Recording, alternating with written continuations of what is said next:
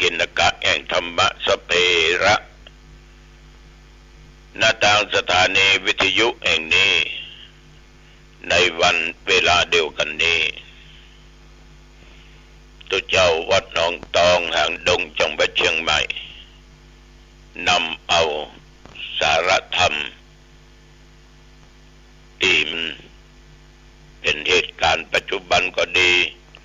หรืออดีตก็ตามมามาจาผสมผสานแก่ญาติแก่โยมท่านทั้งหลายได้ฟังกัน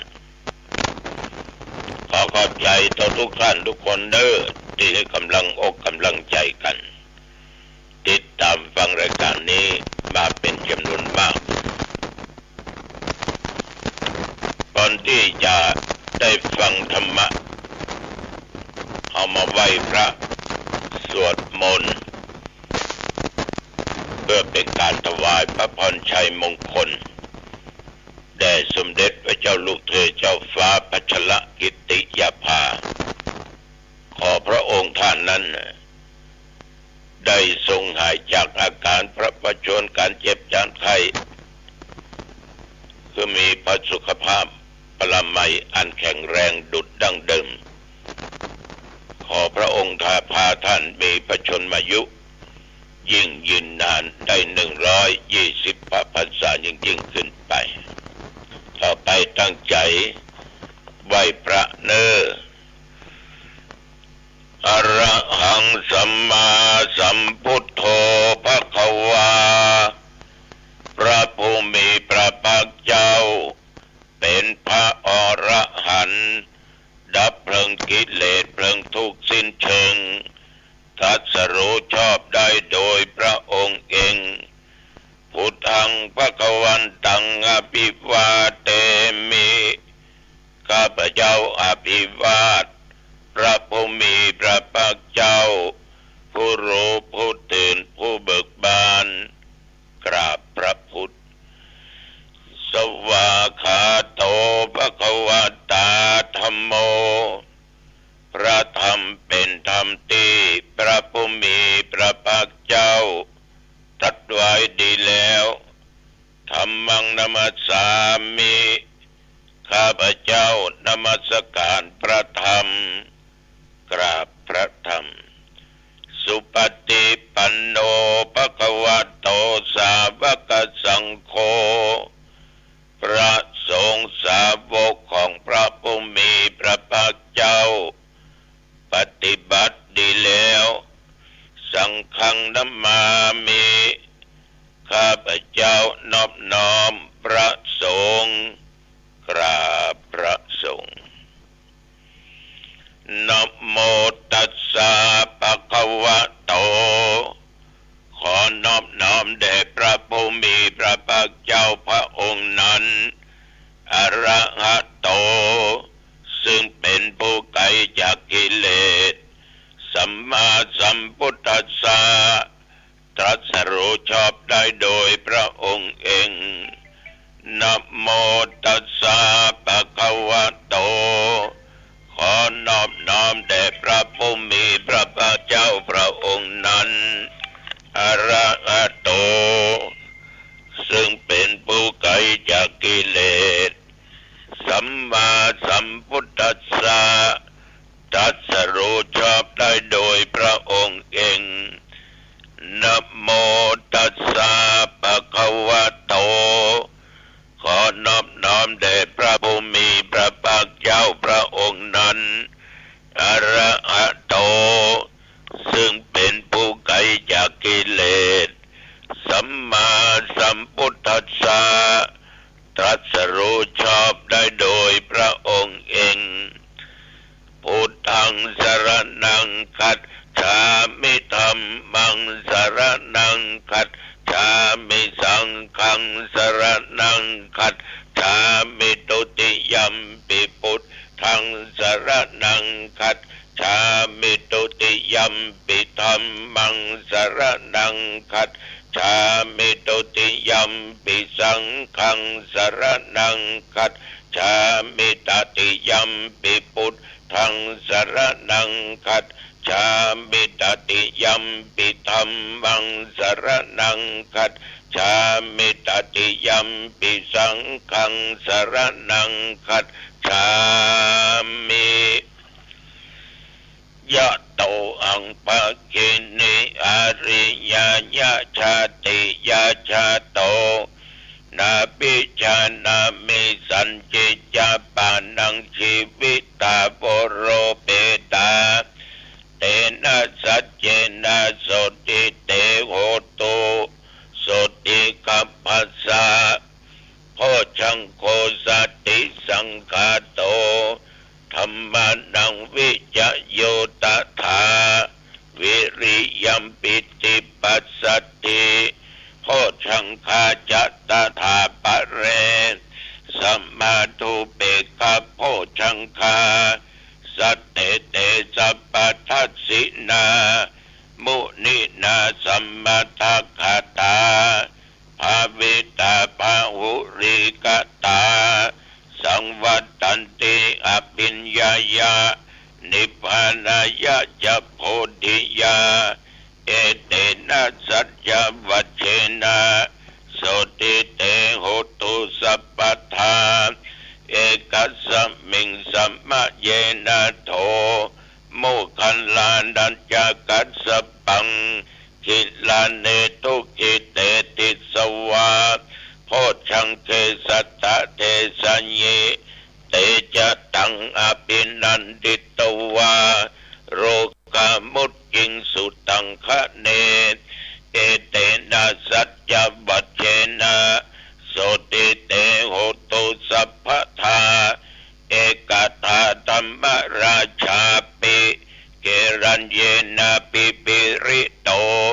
จุนเดตจุนตเตเรนะตัญเยวะพันนาเปตวานะสัทธัลลังสัมโมติตวาจะอาภาธาตัมหาพุทธาสิทานะโสเอเตนะสัจจวัชเชนะโสติเตโอตุสัพพทาปะหินาเตจะอาภาธาตินันนัมปิมะเยสินังมัคคาหตะกิเลสาวะปัตตานุปติธัมมตังเอเตนะสัจจวัชเชนะโสติเตโอตุสัพพทาภวตุสัพพมังคลังรักขันตุสัพพเทวตาสัพพพุทธานุภาเวนะสัทธาโสติภวันตุเตภวตุสัพพมังคลังรักขันตุสัพพเทวตาสัพพธรรมานุภาเวนะสัทธาโสติภวันตุเตภวตุสัพพมังคลังรักขันตุสัพพเทวตาสัพพสังฆานุภาเวนะสัทธาโสติภวันตุเตโดยการกล่าวสัจธรรมนี้ขอให้พระองค์นั้นจงหายจากอาการพระประชวรโดยหมดสิ้นมีพระชนมายุยิ่งยืนนาน120 พรรษายิ่งขึ้นไปถวายพระพรตุได้ประกาศบอกไว้ว่าระวังเน้อตุเจ้าหนองตองระวังถึงฟ้าฝนมันจะหายไปได้70,000แต่ก็บ่แน่อากาศมันผันแปรเปลี่ยนแปลงอยู่ตลอดร้อนหนาวระยะนี้มีฝนตกเที่ยววัดหนองตองได้ใกล้เคียงต่อไปข้างหน้าบ่แน่สำหรับอากาศนั้นก็เช่นเดิมกลางวันร้อนกลางคืนตอนเช้าเย็นอุณหภูมิ22 องศาระยะนี้ตะวันนี้ญาติโยมกินข้าวง่ายกันเรียบร้อยก็ประมาณ9 โมงป่ายก็ออก ไปกิจนิมนต์ไปที่วัดเทพกุญชรหนองจ้างเพิ่นได้ถวายทานศาลาการประเรียนแล้วก็ยกชัดส่งน้ำพระธาตุเจดีย์ก็ศรัทธาเพิ่นก็นักเพิ่นหุ่มกินหุ่มตาลระหว่างได้เดินทางเป็นนั้นก็ไปปะเปิ้นแห่ชัดนะมองจริงมองกันนะแห่กันสนั่นปั่นปื้นก็เข้าไปถึงศาลาหันญาติโยมแล้วก็ชื่นอกชื่นใจดีอกดีใจเมื่อมีกินมีทานทุกคนก็ยกมือสาธุทุลุงมาประเดี๋ยวกับเจ้ามาประเดี๋ยวกับครับสาธุท่านครูบาสาธุก็อยู่กับเปิ้นเป่าสมควรเลยมอบรองรัตนธรรมพาณิชย์นำเข้าเจริญพุทธมนต์ต้องไปกิจยกชัดพระธาตุที่วัดบ้านเบิดหรือถาวรธรรมเป็นตำบลสันพักหวานไปถึงนั้นตัวเจ้ากำลังเริ่มสวดหรือเจริญพุทธมนต์จบเรียบร้อยแล้วมรรคนายกก็โอกาสเว้นทานตะเคนวัตถุปัจจัยทายทานธรรมะก็กล่าวสมโภชนียกถาแล้วก็ให้พรจบก็ยกชัดไว้บนยอดเจดีย์เจดีย์หลังนี้ก็กวมเจดีย์หลังเก่าพ่อแม่พี่น้องแต่ว่านี้พี่น้องคนใจเยอะมากกว่าคนบ้านคนเมืองคนลาบคนทั้งลุ่มเฮามากกว่าศรัทธาเฮาพี่น้องคนใจเยอะเปิ้นแปลงต้นมาคนละต้นละต้นละต้นละต้นละต้นมาเรียงรายไว้ตามสถานที่เปิ้นจัดไว้ก็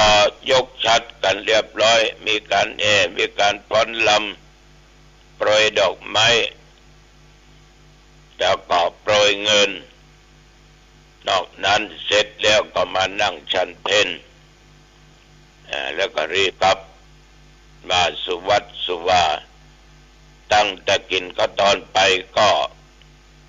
ตึมได้ไปไหนละแต่ว่าก็อยู่วัดอยู่ว่าพบปะกับญาติกับโยมท่านทั้งหลายธรรมาภาพต้องขออนุโมทนาบูชาน้ำจิตน้ำใจของโยมทุกท่านทุกคนเนอะ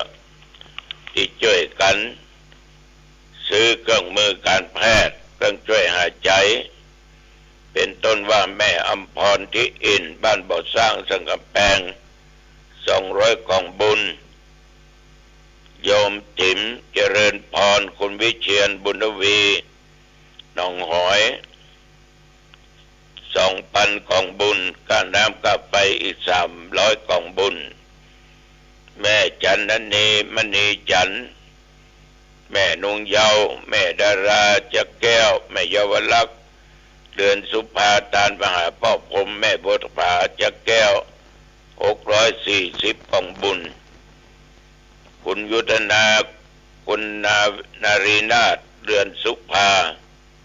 ตานมหาพ่อประยุน500 กล่องบุญนอกจากนั้นก็ยังมีคุณสุพิมดารินบ้านประบง300 กล่องบุญคุณอุทัยสุพิษอินทชัยป่าบง100 กล่องบุญแม่สมัยจักแก้วต้นพึ่ง500 กล่องบุญแม่เยาวลักษณ์เรือนสุภาทำบุญวันเกิดอายุได้83 ปีสาธุแม่อายุได้100 สาวเนอะ1,000 กล่องบุญและตะวันนี้ญาติโยมท่านผู้ฟังทั้งหลายมีท่านครูบาคำบุญเรืองครูบาดวงคำนะหรือท่านพระครูโชติสุวรรณสอนเจ้าอาวาสวัดศาลาวัดอดีตของครูบาอินตากตะบุญโยท่านพร้อมกับหลานได้นำจตุปัจจัยมาให้ใจเป็นส่วนตัวในส่วนหนึ่งแล้วก็คิดสร้างห้างแปลงพัฒนาวัด ที่ศึกษาธรรมปฏิบัติธรรมก็ส่วนหนึ่งเป็นเงินจำนวนอยู่1,000,000กองบุญท่านพระครูได้แจ้งความประสงค์ไว้เมินละนะปัญตวาก็เป็นวันคล้ายวันเกิดของท่านบาดวงคำบุญเรืองได้นำปัจจัยมาถวาย1,000,000กองบุญไว้ใจส่วนตัวใจนั้นใจนี้ตลอดจนในการก่อสร้างห้างแปลงสถานที่ศึกษาธรรมปฏิบัติธรรมแต่เปิ้นก็มีจิตใจแสดงออกซึ่งความกตัญญูกตเวทิตาการไปหาพ่อหลวงกี้แม่หลวงจันทาบุญเรืองแม่วิแห้งบุญเรืองพ่อวิสมบุญเรืองซึ่งเป็นผู้มีพระคุณเป็นบุพการีเป็นผู้ที่กำเนิดเกิดมาเลี้ยงมาท่านพระครูท่านก็ลืมบุญคุณของท่านเหล่านั้นจึงได้กระทำบุญแล้วก็ได้ถวายจตุปัจจัย1,000,000กองบุญเพื่อถวายอาตมะเอาไปใจอย่างก็ได้ใจส่วนตัวแล้วก็จะไปสร้างยังสถานที่ศึกษาธรรมปฏิบัติธรรมผมเองต้องขออนุโมทนาเป็นอย่างมากเนอะตั้งแต่เกิดมาปะเอียบเดียวเนี่ยปะเอียบเดียวเนี่ยนะปะเอียบเดียวเนี่ยนะขออนุโมทนานักๆขอท่านพระครูนั้นน่ะประเดี๋ยว71ขอได้120 กว่าเข้าภาษาขอเจ็บป่วยนั้นได้หายไปจะเกิดมีมาอย่าได้มากรรมมากายมีสุขภาพปรมัยกายใจแข็งแรงเจริญด้วยสติปัญญาในตำแหน่งหน้าที่ยิ่งขึ้นไปอายุวันโนสุขังพลังนะครับเนื้อเป็นก็มาถวายถวาละนะญาติโยมทั้งหลายถวาก็มีทุกเจ้าขอลาสิกขาบทก่อนปัญว่าจะมาบวชโดยเนี่ยเป็นยศนายพันเอกเคยเป็นผู้กำกับมาละหลายที่ก็ลาออกจากราชการแล้วก็ออกไปบวชได้2 เดือนปลายก็มาก็ตึงหาขอมาลาสิกขาที่วัดหนองตองก็ได้ทำการลาสิกขาเป็นเครือขัดก็ครับเอาศีล 5ไปเป็นข้อปฏิบัติก็ข้อคิดสะกิดใจไปเพื่อเป็นการดำเนินชีวิตในทางที่ถูกที่ควรก็มัดมือให้อย่างถ้าทั้งหลายมีหลายท่านหลายคนมาขาดสติขาดสัมปชัญญะบัดตั้งอยู่ในศีลบัดตั้งอยู่ในธรรมประมาทแม้แต่คำสั่งสอนของพระพุทธเจ้าบอกว่าศึกษามันยังปฏิบัติมันยังมันจะได้อย่างขึ้นมาโอ้ยได้กันคนที่ปฏิบัติศึกษาปฏิบัติมันได้ความสุขทั้งภายในทั้งด้านจิตใจโยมถ้าจิตใจเอาสงบนิ่งมันมีความสุขถึงวันวุ่นวายก็เพราะว่าเอาได้ปฏิบัติตามศีลตามธรรมมันจึงวุ่นวายบางคนก็มากล่าวว่าอนรกสวรรค์มีแต้มหมูเชื่อแต่ก็บ่ได้ก็อยากจะพิสูจน์ก็ง่ายนิดเดียวคือปฏิบัติตามศีลตามธรรมควรจะรู้ว่านรกสวรรค์มันมีจริงก่อนสวรรค์มันเป็นจะได้แต่ถ้าคนบ่ได้ปฏิบัติตามพระธรรมวินัยตามศีลตามธรรมคุณก็จะพบแต่เพียงนรกอย่างเดียวคำสอนของพระสัมมาสัมพุทธเจ้าเนี่ยท่านทั้งหลายทุกอย่างนี้เปิ้นบอกว่ามาแต่เหตุคือจะอย่างกระจ่าง ต้องค้นหาต้นเหตุได้ข้อธรรมคำสอนของพระพุทธเจ้าทุกข้อถ้าเราดูให้ดีๆศึกษาดีๆล้วนแต่เป็นคำบอกเหตุทุกข์เกิดจากเหตุสุขเกิดจากเหตุเอาแบบสบายเป็นนั้นเป็นนี้ก็มาจากเหตุแต่อาตมาภาพเป็นโรคเบาหวานนี่เนาะก็มันมักหวานอ่ะกินก็หวานเมื่อหนุ่มเมื่อกำจนปัจจุบันยังมักอยู่นะแต่ผ่อนลงไปนักแก่ป่อก็เป็นเบาหวานแต่ก็แปลเป็นเบาหวานแห้งปัจจุบันจ้ะเป็นอย่างฉะนั้นเหตุที่เป็นเบาหวานเหตุที่เป็นโรคนั้นโรคนี้มันต้องมาจากต้นเหตุถ้าทำเหตุดีอย่างนี้ก็จะเกิดผลดีถ้าเอาไปทำเหตุบดีมาเกิดผลในทางบดีฉะนั้นญาติโยมถ้าเอาขี้ค้านเอาก็มีเงินทองวัตถุสิ่งของถ้ามันมีความมุมานะบักบั่นภาคเพียรกระทำการแต่ทำงานมันไว้พระนบธรรมสวดโยโกอ้องมันรักษาศีลกินทานมันฟังเทศน์ฟังธรรมหมดพอออกไม่ออกเนี่ยแล้วก็มันปฏิบัติเขาก็จะมีความสุขการประมาทในธรรมนั่นน่ะพูดง่ายๆเนอะโยมเนอะก็คือการประมาทในเหตุสิ่งที่สำคัญทุกเจ้าบอกตลอดต้องมีสติรอบคอบตั้งใจทำเหตุที่ดีอย่างเต็มที่เพื่อให้บังเกิดผลดีมันก็จะติดตามมาเองฉะนั้นถ้าญาติโยมอยากจะมีความสุขต้องสร้างเหตุที่ดีก็จะได้รับผลดีถ้าเอามาสร้างเหตุที่ดีสร้างแต่ความชั่วในสิ่งบดีมันก็จะได้เหตุได้ผลในทางที่บดีเขาก็จะมีความทุกข์เรื่องกรรมเวรไปก็ถึงนี้พ้นเนอะฉะนั้นขอสร้างเหตุที่ดีไว้เอาละวันนี้อู้จาไปมาเป็นเวลาพอสมควรอายุวันโนสุขังพลังพบกันใหม่โอกาสหน้าเจริญพร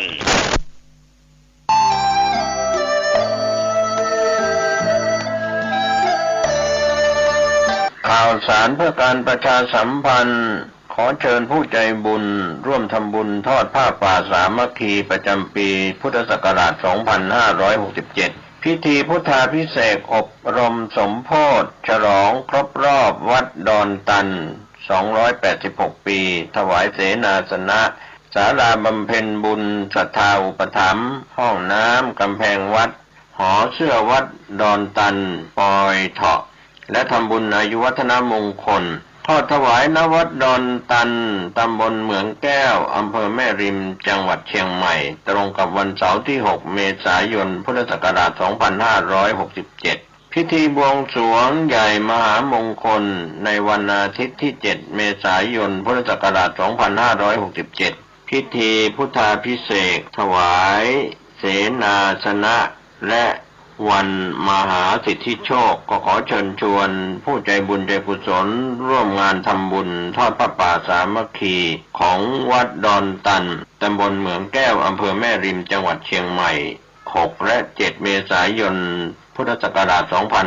2567 โดยพร้อมเพรียงกัน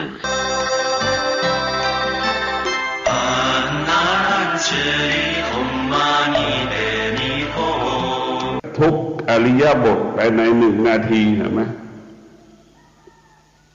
เพราะมันไม่มีสติรู้แต่ถ้าว่าธรรมะเหมือนผู้ใหญ่กว่าจะเปลี่ยนแปลงได้ต้องใช้เวลาเพราะว่ามีความอดทนมีสติถ้าเราเด็กมันไม่มีสติมันมีแต่จิตของเด็กยังไม่ได้ฝึกเด็กก็จึงออกอาการสำแดงอาการเหมือนเด็ก10 ขวบ ถ้าจิตเราฝึกฝนและจิตเราก็เหมือนพ่อแม่ที่มีความอดทนต่อลูกต่อเหตุการณ์ต่อปัญหาต่างๆอดทนอดกลั้นมีความวิริยะภาคเพียรในสิ่งที่เราอดทนอดกลั้นนั่นแหละคือธรรมะข่มจิตข่มใจจริงๆแล้วทำคนที่มีธรรมะสอนลูกสอนแม่ก็คือลูกนั่นแหละลูกก็เป็นธรรมชาติมาสอนให้แม่มีธรรมะลูกคือธรรมชาติสอนแม่ก็คือธรรมะธรรมชาติสอนธรรมะเสร็จแล้วธรรมะให้ทิ้งธรรมชาติแต่มันกลับเป็นอีกนะธรรมะสอนให้แม่รู้เช่นลูกโมโหเห็นไหมสามีโมโหหรือไม่พอใจในสามีเนี่ยนี่แหละคือทำเป็นธรรมชาติมาให้แสดงอาการให้เรารู้แต่ถ้ามีธรรมะมีสติเราก็จะไม่ตอบสนองสิ่งที่เป็นธรรมชาติแสดงอาการท้ายสุดเราก็ละอุปาทานการไม่ยึดติดมันละอุปาทานสิ่งที่มันถูกต้องถูกกายถูกใจเราถูกความรู้สึกของเราจะละมาให้หมดละตั้งแต่ตาอุปาทานเกิดขึ้นที่ตาเราก็ละอุปาทานเกิดขึ้นที่หูเราก็ละอุปาทานเกิดขึ้นที่จมูกเราก็ละอุปาทานเกิดขึ้นที่ลิ้นเราก็ละเพราะเราเข้าไปยึดติดรูปรสกลิ่นเสียงนี่เราต้องละให้หมดสิ่งเหล่านี้ทำให้เราไปไหนไม่ได้ตาก็เหมือนเชือกเช่นหนึ่งผูกเราไว้เห็นไหมตาเราก็เปรียบเสมือนงัวที่ถูกเชือกผูกไว้หูของเราก็เหมือนควายที่ถูกเชือกผูกไว้เชือกก็คืออุปาทานเราไปยึดติดในรูปรสกลิ่นเสียงเห็นไหมจมูกของเราก็เปรียบเสมือนลิงถูกขังไว้เห็นไหมมันถูกขังไว้หมดอุปาทานก็เหมือนโกงเราพิจารณาดูลิ้นของเราก็เหมือนกาวดักแมลงมันไปติดหมดเลยเราไปติดกาวของเราหมดเลยมันไปติดเพราะเราไปยึดติดเช่นเสื้อผ้าล่ะการประดับร่างกายของเราก็ไปยึดติดอีกเมื่อเราไปยึดติดมันก็เสียเวลาหลงทางหลงผิดปรุงแต่งจนถึงที่สุดเราก็สูญเสียเงินทองในการค่าใช้จ่ายกับการปรุงแต่งมหาศาลถ้าเราละอุปทานเราจะลดค่าใช้จ่ายมหาศาลเราไม่ต้องปรุงแต่งเช่นเสื้อของเราเนี่ยใส่เสื้อเพื่อสวยเพื่องามเนี่ยมันเป็นการซื้อสูญเสียเศรษฐกิจรายได้ทำลายรายได้ถ้าเราละอุปทานใส่เสื้อเพื่อปกปิดร่างกายกันร้อนกันหนาวเนี่ยคือใส่เสื้อตามความเป็นจริงนี่คือว่าใส่เสื้อเพื่อตามความเป็นจริงเราไม่ติดในรูปแบบอาหารเช่นตาเราไปเห็นตื่นเช้าวันนี้เราไปเห็นรูปแบบอาหารเนี่ยเราจะไม่ติดในรูปเห็นไหมมันก็ไม่ทุกข์นี่แหละเราละอุปทานได้อาหารจะเป็นรูปแบบไหนแล้วกินให้มันอิ่มนี่ก็จบให้เข้าใจอย่างนี้คือกินอาหารเพื่ออิ่มแต่ถ้าไปเห็นรูปแบบอาหารไม่น่ากินละคิดแล้วไม่น่ากินเอาแล้วนี่แหละอุปทานเป็นทุกข์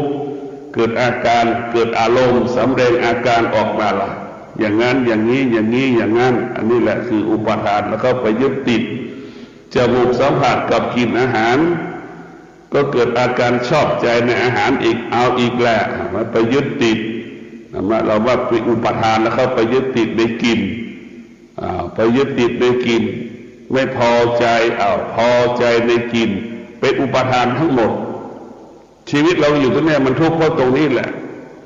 ทุกข์เพราะเราไม่รู้ทุกข์เพราะอวิชชาทุกข์เพราะเรามีอุปทานเข้าไปยึดติดเมื่อไหร่ก็ลุกเลยเราชอบใจไม่ชอบใจในการกินอาหารเห็นไหมมันก็เกิดอาการ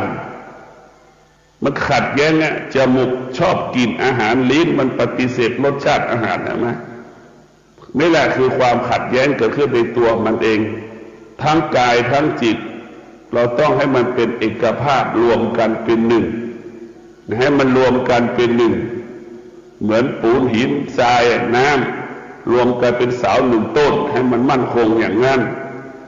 อายตนะของเราก็เหมือนหินเหมือนทรายเหมือนปูนเหมือนน้ำเหมือนเหล็ก ถ้ามันไม่ถ้าเอาเหล็กไปที่หนึ่งมันก็ไม่มั่นคงทรายอยู่ที่หนึ่งก็ไม่มั่นคงกับฝนตกมันก็ไหลเห็นไหมฝนตกสนิมมันก็กินเหล็กปูน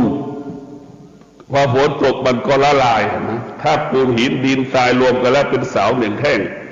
มันก็เกิดคำว่ามั่นคงฉันใดตาหูจมูกลิ้นกายใจรวมกันเป็นหนึ่งคำว่ามั่นคงก็เกิดขึ้นกับชีวิตของเรา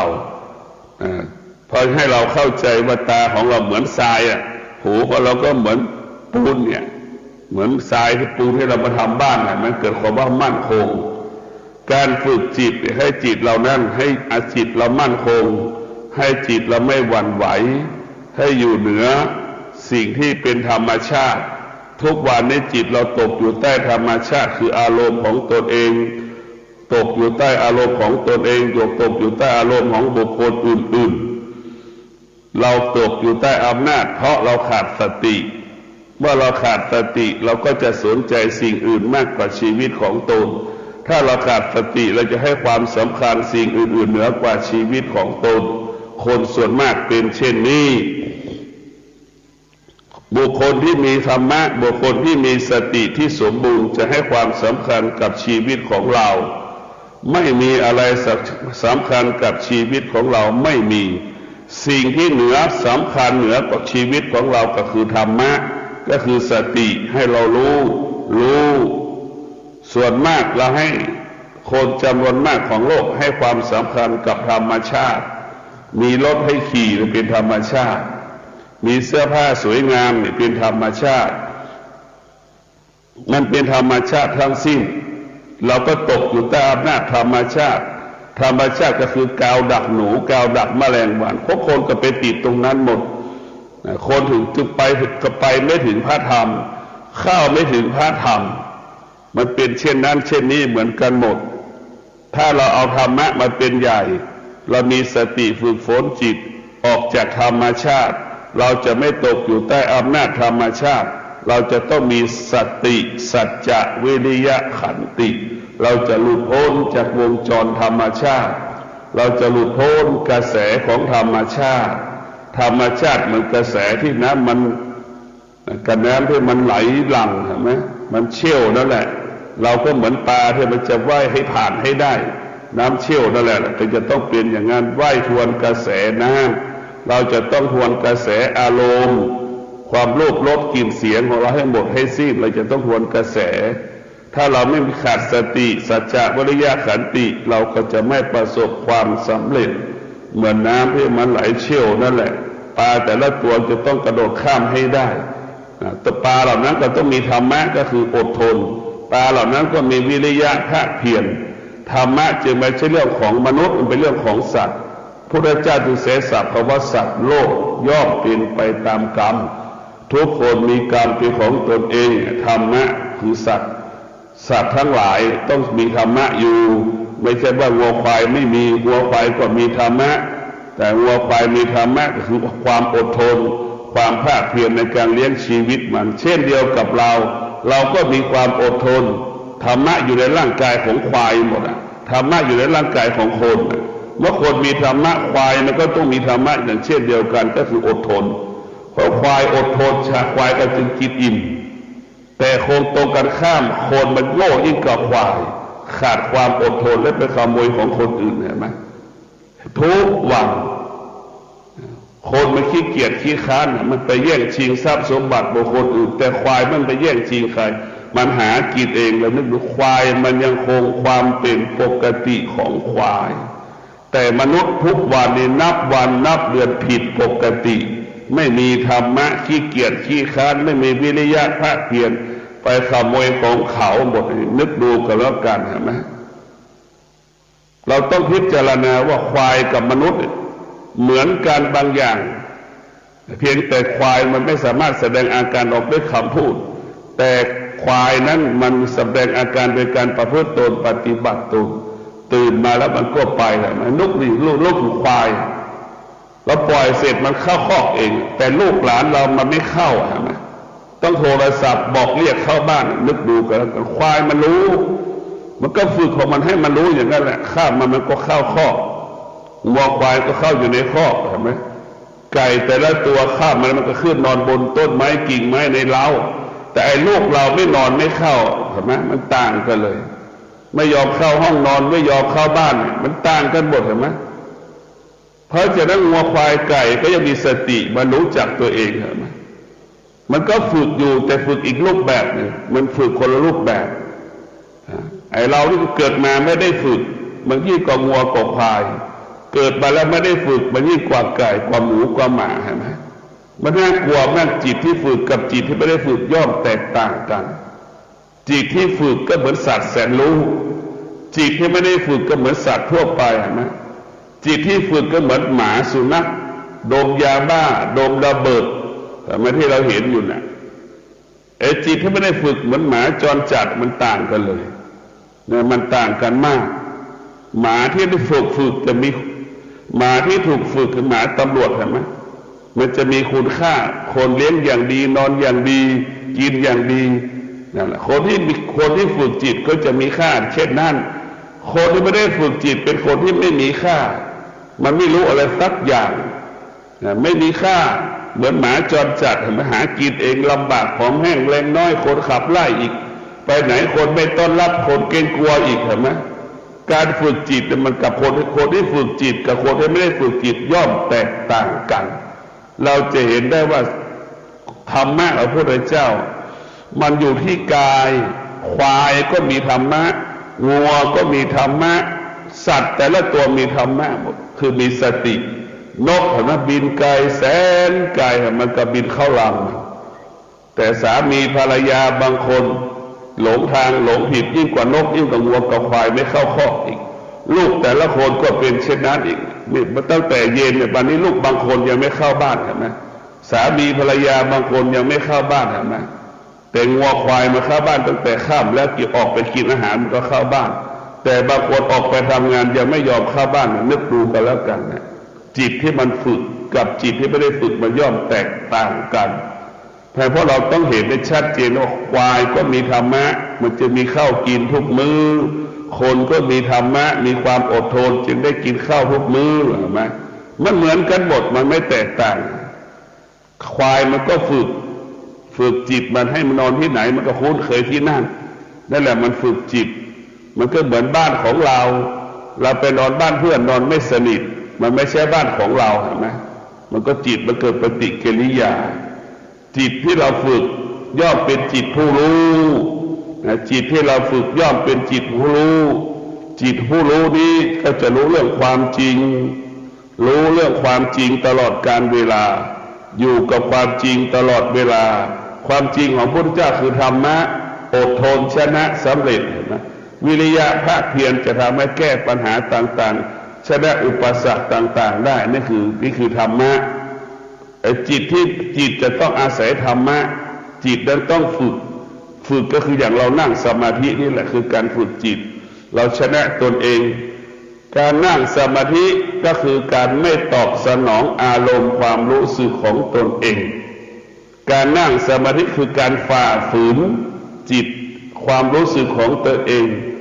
การเดินจงกรมก็คือการไม่ตอบสนองอารมณ์ของตนเองการเดินจงกรมการไม่ฝ่าฝืนเป็นการไม่เป็นการที่เราจะไม่ฝ่าฝืนอารมณ์ของตนเองเราจะอดทนอดกั้นต่ออารมณ์ความรู้สึกยิ่งเราเดินจงกรมเป็นกลุ่มเนี่ยมันเป็นสิ่งที่ดีที่สุดเดินจงกรมเป็นกลุ่มนั่งสมาธิเป็นกลุ่มมันจะดีเพราะมันจะบังคับเราเดินจงกรมเป็นกลุ่มเราจะไม่ฝ่าฝืนอารมณ์ความรู้สึกของตนเองถ้าเราเดินจงกรมเดียวตามใจตัวเองอยู่นะตามใจตัวเองพ่ายแพ้ตัวเองนะเพราะไม่มีอะไรบังคับเราถ้าเราเดินจงกรมเป็นหมู่มีเหตุการณ์บังคับเราให้เราขับเคลื่อนไม่ตามใจตัวเองไม่ตอบสนองตัวเองเราเดินจงกรมด้วยตัวเราเองนะมันตามใจตัวเองมากกว่าเราคิดว่ามันได้แต่มันก็เสียในที่เราไม่ตามใจมันเราควบคุมมันได้ในอยู่อารมณ์ที่เราต้องการเห็นไหมเดินจงกรมคนเดียวแต่ถ้าเราเดินจงกรมเป็นกลุ่มนี่เราไม่สามารถควบคุมมันได้แต่เรา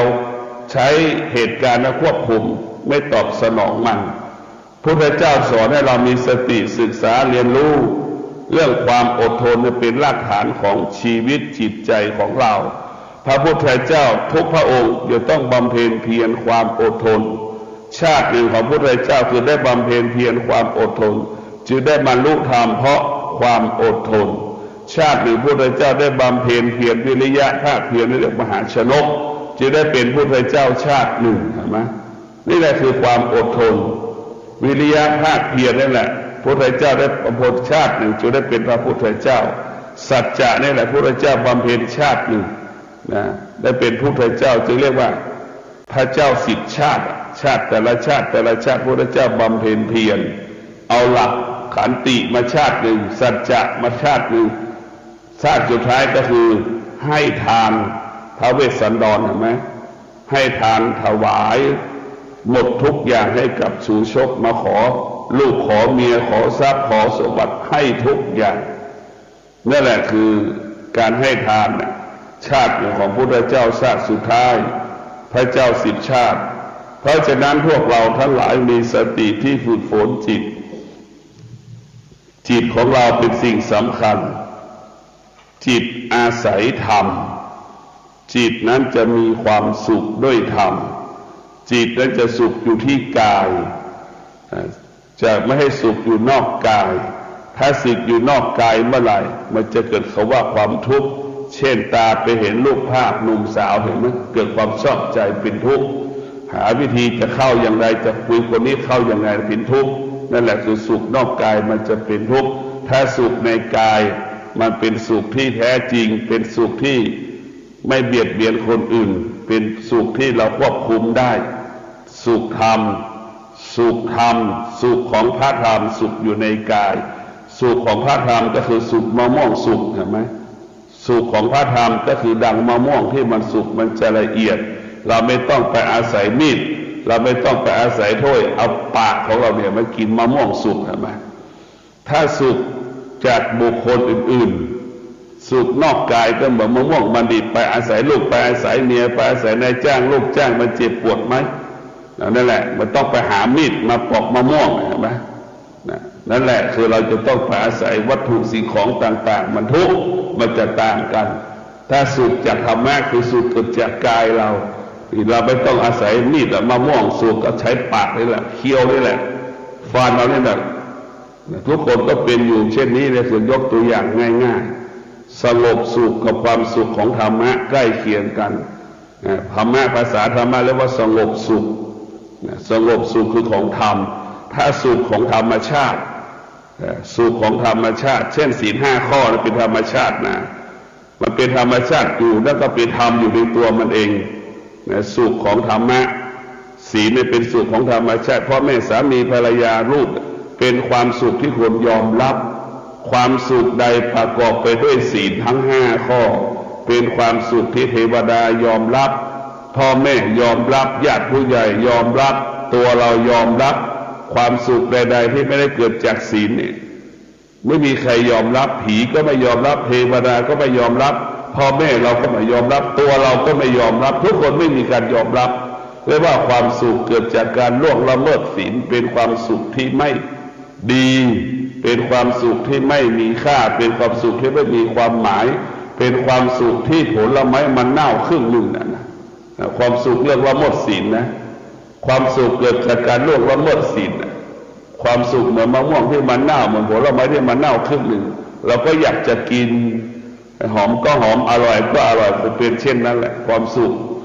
ของเกิดจากการล่วงละเมิดศีลก็เหมือนความสุขเกิดที่มะม่วงผลไม้มันเน่าครึ่งหนึ่งแล้วเราจะกินอยู่ทำไมนั่นแหละคือความสุขของการล่วงละเมิดศีลถ้าความสุขของธรรมะคือความสุขที่ม่วงมันสุกแล้วกินมันจับมันก็เห็นด้วยตามันก็มีความสุข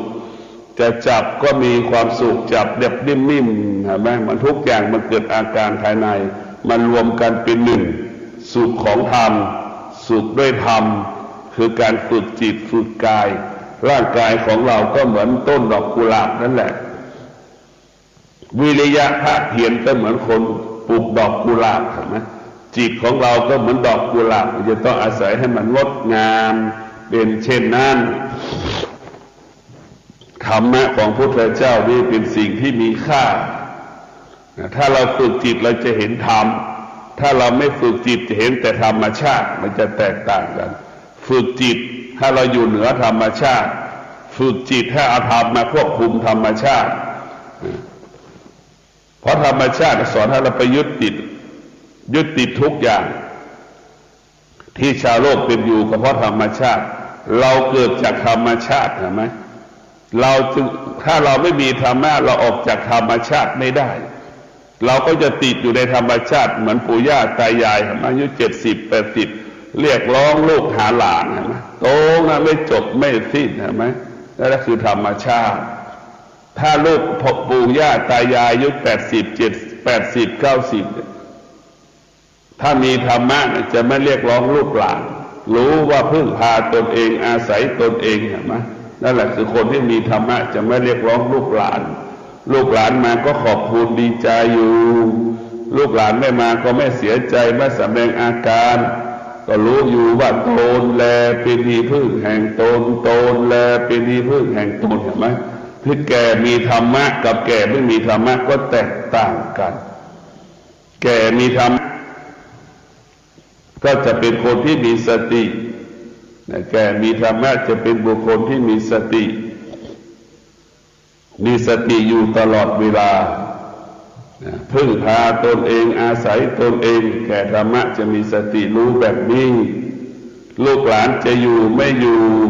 ก็ไม่สามารถหยุดยั้งความแก่ความเจ็บความตายของปู่ย่าตายายได้นี่คือคนแก่ที่มีปัญญาจะคิดเช่นนี้คนแก่ที่ขาดปัญญาจะถ้าไม่มีลูกไม่มีหลานอยู่ไม่ได้อยู่ไม่สนุกอยู่ไม่มีความสุขตอมใจเสียใจจนตายเพราะลูกหลานไม่ไปมาหาสู่อันนี้ก็คือเป็นลูกหลานปู่ย่าตายายที่ไม่มีธรรมะก็จะไปยึดติดเรียกว่าที่เราเรียกว่าอุปทานนั่นแหละเข้าไปยึดติดมันเป็นทุกข์เวลาเข้าไปยึดติดเป็นทุกข์มันก็ทำให้เราทุกข์ใจอยู่ตลอดเวลาพวกเราต้องมีสติอดทนอดกลั้นเกิดมาชาตินี้เราฝึกฝนให้จิตเราเป็นปกติดังไก่แต่เมื่อไก่มันเคยนอนที่ไหนมันก็มานอนที่เดิมใช่ไหมนั่นแหละให้ฝึกจิตให้จิตเราคุ้นเคยกับกายฝึกจิตให้จิตเราคุ้นเคยกับบ้านเหมือนไก่คุ้นเคยกับเล้าไก่มันเคยนอนตรงไหนมันก็ไปนอนตรงนั้นไก่มันจะย้ายไปนอนตรงนั้นตรงนี้มันไม่ย้ายน้อยมากที่มันจะย้ายแม่ทั้งหลายเนี่ยเป็นผู้ที่มีสติในการเลี้ยงลูกมากแม่มีสติในเลี้ยงลูกเช่นเดียวกับแม่ไก่ก็มีสติในเลี้ยงลูกเห็นไหมแม่คนไหนที่แม่ผู้หญิงคนไหนที่มีลูกกับแม่ไก่ไปดูแม่ไก่ดูว่า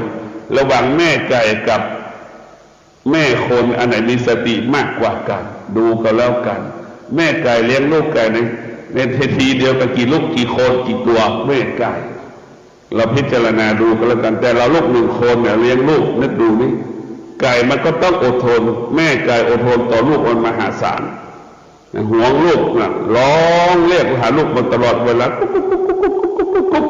แม่ไก่มันห่วงลูกมันตลอดเวลา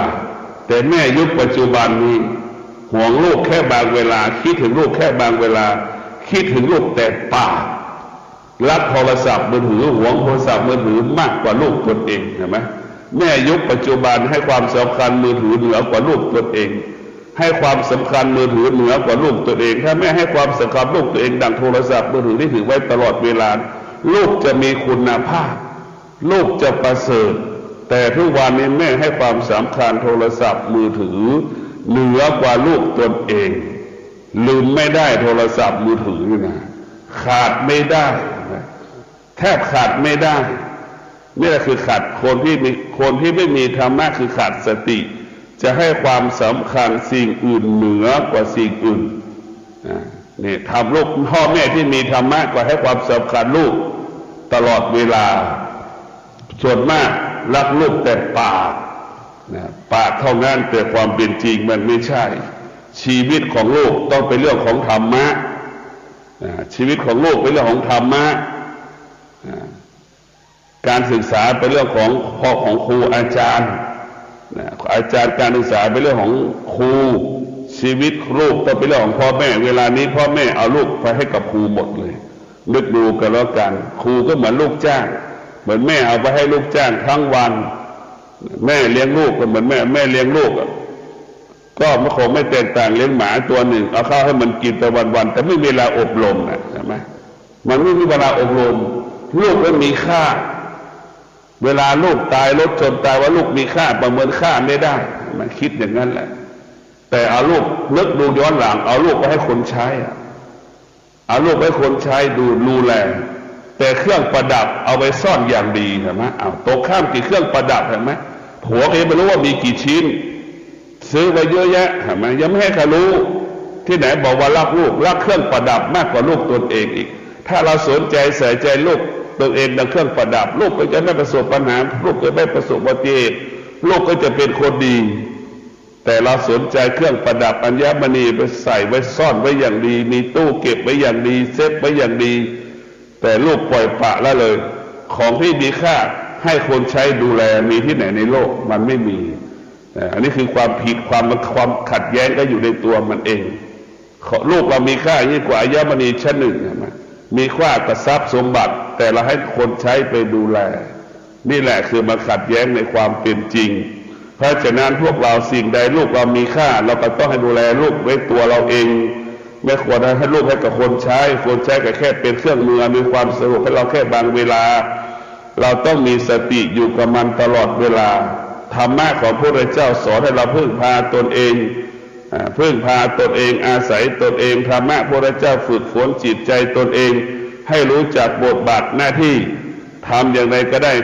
ให้เรามีสติเหมือนไก่เลี้ยงลูกมันร้องทั้งวันเลี้ยงลูกมันนะถ้าเรามีสติโดยเฉพาะแม่ถ้ามีสติเหมือนไก่คิดถึงคนในครอบครัวดังแม่ไก่ก็ประเสริฐพ่อคนไหนถ้าเป็นเหมือนแม่ไก่เหมือนแม่ไก่คิดถึงคนในครอบครัวมันก็ประเสริฐจะอุดมสมบูรณ์ลูกมีกินมีใช้ทุกมื้ออันนี้คือพ่อแม่ที่มีสติอย่างไก่มันไก่เลี้ยงลูกได้ทั้งวันแม่เปรียบเสมือนแม่ไก่แม่เลี้ยงลูกจะละเอียดกว่าพ่อเปรียบเสมือนหมาแม่หมาที่เลี้ยงลูกพ่อเลี้ยงลูกไม่สะอาดเลี้ยงลูกไม่ละเอียดเหมือนหมาเห็นไหมเราจะเห็นว่าแม่หมากับแม่ไก่เลี้ยงลูกแตกต่างกันแม่หมาแล้วหายไปตั้งหลายชั่วโมงโผล่หัวมาอีกทีก็หลายชั่วโมงแล้วลูกมันก็รอดื่มนมพอมาถึงมันก็นอนต้มไม่เกิน2 ชั่วโมงให้ลูกมันดูดนมแล้วก็ไปต่อมันไม่ละเอียดเราก็มันก็เห็นมี2 อย่างหมาก็อาจจะสอนให้ลูกมันพึ่งพาตัวเองให้มากที่สุดเรียกว่าหมาสอนให้ลูกมันพึ่งพาตนเอง 80%ไก่ได้สอนให้มันสอนไก่มันสอนให้ลูกสอนพึ่งพาตัวเอง 50% มันจะแต่งกับวิถีคิดไก่กับแม่หมาแม่ไก่เลี้ยงลูกมันต่างกันนะแม่หมามีเวลาอยู่กับลูกน้อยมากที่สุดเพราะฉะนั้นผู้ชายเลี้ยงลูกไม่ละเอียดกับเท่าผู้หญิงเพราะฉะนั้นคนที่ไปวัดดอนจานบอกตลอดเวลาว่าถ้าเลิกกันแล้วให้ไปอยู่กับผู้หญิงดีที่สุดเราจะไปบอกว่าเราเอามีอาหารสมบูรณ์ไม่มีค่าเรามีสตางค์ครอบครัวเราบ้างมีสีสุขก็ไม่มีค่าดูแม่ไก่มีละเอียดในการเลี้ยงลูกทุกขั้นตอนมันคอยสังเกตลูกมันตลอดเวลาลูกมันแสดงอาการแม่ไก่ก็แสดงอาการโต้ตอบทันทีตรวจสอบเพราะแม่ไก่มีสติในการเลี้ยงลูกผู้หญิงทั้งหลายที่มีลูกเลี้ยงลูกได้ดีกว่าสามีตนเองเพราะฉะนั้นผู้หญิงจะเป็นจิตที่ละเอียดปานนีตไม่หยาบแต่ผู้ชายนั้นจิตมันหยาบดูเหมือนแม่หมาเลี้ยงลูกหมามันต่างกันต่างคนก็มีธรรมแต่ธรรมต่างกันแต่มันก็เหมือนคนแต่ละคนมีธรรมก็แตกต่างกันวิริยะภาคเพียรก็มีอยู่ในร่างกายเราหมดเลยบอกว่าธรรมะไม่ใช่เรื่องของมนุษย์เป็นเรื่องของควายเรื่องของงัวเรื่องของไก่สัตว์ทุกชนิดมีธรรมะหมดมันธรรมะมันอยู่ในร่างกายของมนุษย์มันก็อยู่ในร่างกายของสัตว์ก็ขอให้พวกเรามีสติบำเพ็ญเพียรความอดทนอดกลั้นให้มากสูงยิ่งขึ้นไปสุขได้ด้วยธรรมทุกข์ได้ด้วยธรรมชาติทุกข์ได้ด้วยธรรมชาติสุขด้วยธรรม สุขของธรรมคือสงบสุขดังมะม่วงสุกสุขของธรรมชาติดังผลไม้ที่มันดิบแตกต่างกันก็ขอให้ท่านทั้งหลายมีสติในการดำเนินชีวิตแต่ละวันให้มีใช้ความอดทนใช้วิริยะภาคเพียรคำว่าสำเร็จก็เกิดคำว่าสำเร็จก็เกิดความสำเร็จจึงทำให้เรานั้นมีความ